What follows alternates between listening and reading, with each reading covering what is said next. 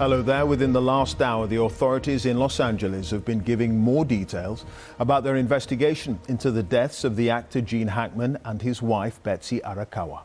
They say he died from heart disease after his wife passed away from a rare infectious illness. Their bodies were discovered at their home in New Mexico last month. Officials believe he died a week after his wife. Well, Emma Vardy has our top story from Los Angeles.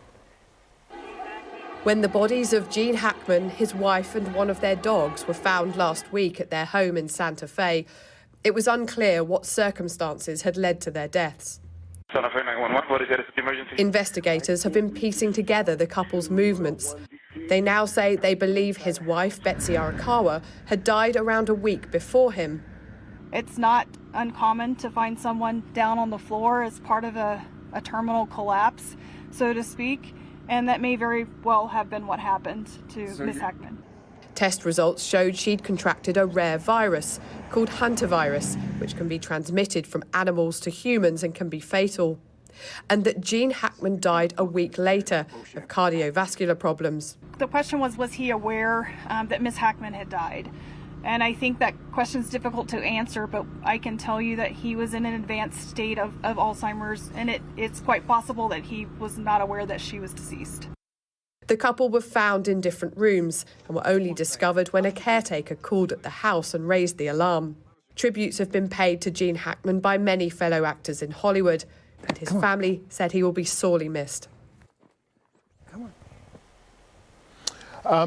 Is this mystery now cleared up, or is there any more that might come out, Emma?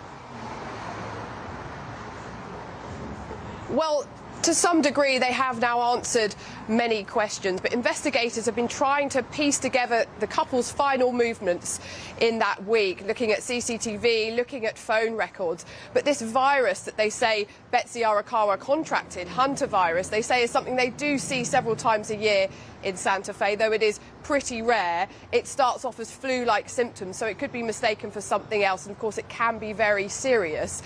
But it does paint this rather grim picture that she had died first and that Gene Hackman was in the house alone for a week or so, and that his Alzheimer's means it is very unclear as to how much he would have known as to what was going on or whether he would have been able to get help at all. But after this seemingly mysterious circumstances, now a number of questions have been answered to unravel some of the circumstances that led to Gene Hackman and his wife's death.